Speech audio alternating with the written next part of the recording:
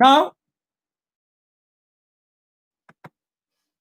this is actually, I have taken one example. See, these are the balance sheets of two companies. Whatever accounting steps I have given you, will see that in detail, but with this example. So there are two balance sheets. Say there is one S Limited, which you can say selling company, and P Limited, say purchasing company. So in any amalgamation problem, you will be given balance sheet like this. Now in this case, I have taken a case where P Limited purchasing company has purchased the business of S Limited selling company. So in short, S Limited is taken over by P Limited. So after amalgamation, we will have only balance sheet of P Limited, and P Limited will have its assets and liabilities, also the assets and liabilities taken over from S Limited. So here we have taken a case of amalgamation in the nature of absorption, where S Limited is taken over, it is absorbed by P Limited, after which there will not be any S Limited, and there will be only P Limited with, we can say, expansion. On the liability side, we have, say, equity share capital of 10 rupee face value, 9% preferential capital, general reserve, statutory reserve. This I'll explain you in detail when we'll come to that slide. Debentures, loan payables, creditors, bills payable, outstanding expenses. On the asset sides, we have goodwill, other fixed assets, investment, stock, debtors, bills receivables, loan receivable, and cash and bank. So these are the actual figures on which we are going to work out the solution under this problem through our accounting steps. So these is the data. Now let us see the accounting in the books of selling company. Now in this case, selling company is what? S Limited. So this balance sheet of S Limited, the first column, that we have to concentrate on. Each and every figure I have taken in every slide. So let us go to the problem as such. In this type of problem, what type of adjustments we give? Let us just quickly go through this. All the assets and liabilities of S Limited are taken over by P Limited. So I said P Limited business, S Limited business is taken over by P Limited, or one can say S Limited is absorbed by P Limited at book value. See, in any amalgamation problem, the amount of assets and liabilities taken over by purchasing company, we give some variation. For example, we say land and building is taken over at 90% of its book value. So whatever is the balance sheet amount, we take 90% of that as the agreed value. Some cases we say sundry debtors are taken over with, say, bad debts of so and subject to 5% RDD. So what we do? We take debtors amount from the balance sheet. From that we minus bad debts, and on the balance we call that calculate that 5% RDD, and after subtracting that we find out the net debtors amount that is taken over by the purchasing company. So in this way, all the amounts of assets and liabilities taken over by the purchasing company are given. Now, actually, one problem of this type, if you have to solve, we need minimum 4 to 5 hours. But to make it very simple to understand, I have taken this problem that all the assets and liabilities of S Limited are taken over by P Limited purchasing company at book values. What is book value? At the amount given in the balance sheet. Except what? Except stock.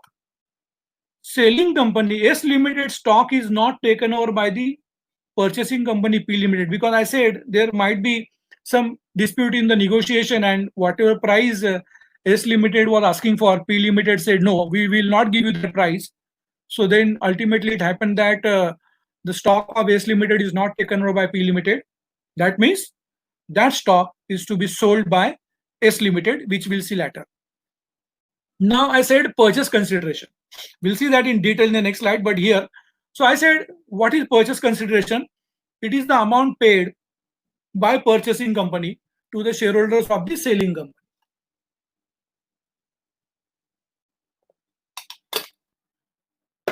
Now, when I said shareholders, we have two shareholders. I said Bade Malik and Chote Malik. Bade Malik is equity shareholders. So here equity shareholders, actually it is equity shareholders of S Limited. A small correction here.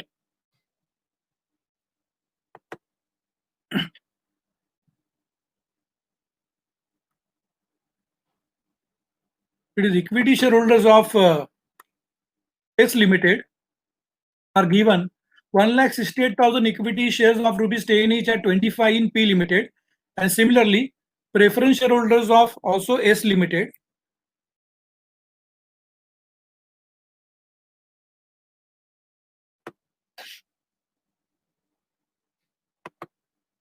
So equity shareholders of selling company S Limited are given 1,68,000 equity shares of rupees 10 each at rupees 25. So now understand this each.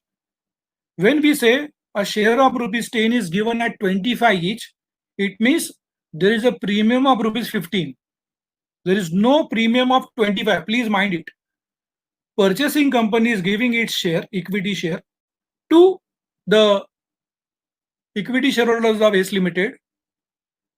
One share of rupees 10 at rupees 25. It is not at 25 rupees premium. Please understand these words. This type of actually some adjustments and some googlies we always keep in a problem. The student has to understand what is the amount of face value and what is the amount of premium. So here 10 rupees the face value and 15 rupees the premium. Also, preference shareholders of S Limited means selling company are given 10%, 28,000 preference shares of rupees 10 each at rupees 5 premium per share. So here premium is directly given.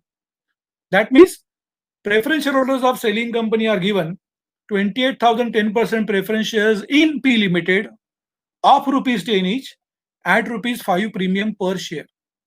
This we have to understand, because if you understand this, and while calculating purchase consideration, if you write these amounts separately, face value separately, and premium separately, students understand one thing: it will not only give you a better understanding of the solution, but it will give you full marks for your working note for purchase consideration. And ultimately, these amounts are reflected in the balance sheet of the purchasing company, and it is just to be copied from the purchase consideration, and then your balance sheet of the purchase company simply tallies. Then we have statutory reserves are to be maintained for 2 more years. Now, we will come to this slide when I will explain you how statutory reserves are to be accounted for. So, these statutory reserves are as per some statute, which I'll explain you in detail when we'll come to that slide. Then we have some bills receivable of S Limited, that includes receivable from P Limited. Debtors of P Limited includes 3,000 receivable from S Limited. Loan payables of S Limited includes 5,000 payable to P Limited. See, these three adjustments actually we call as intercompany adjustments. So the companies, selling companies, before amalgamation, they had some transaction. Means before amalgamation, because of some transaction, either it could be goods sold, purchase, so debtors, creditors. It could be because of bills done and accepted, bills receivable, bills payables, or it could be because of some loan given, loan payable, loan receivable. This we call as intercompany adjustments. In TY/BCom problem, out of these, hardly one or two, or hardly one, and I think in last few years we have not asked this type of adjustments. But this type of adjustments are very common when we ask these problems in CA exam. So students have to understand this very well. I have explained this in detail in that slide which we'll deal with. So it is intercompany adjustment which we have to deal with. Then we have similar one intercompany adjustment where that purchasing company P Limited is having a stock that was purchased by it from S Limited, and where S Limited had charged 25% profit on sales. This is called intercompany stock. This adjustment is very common in CA exam. In hardly in some TY exam we have asked in past. And that stock was of 10,000. Then amalgamation expenses 20,000, and they are paid by selling company S Limited.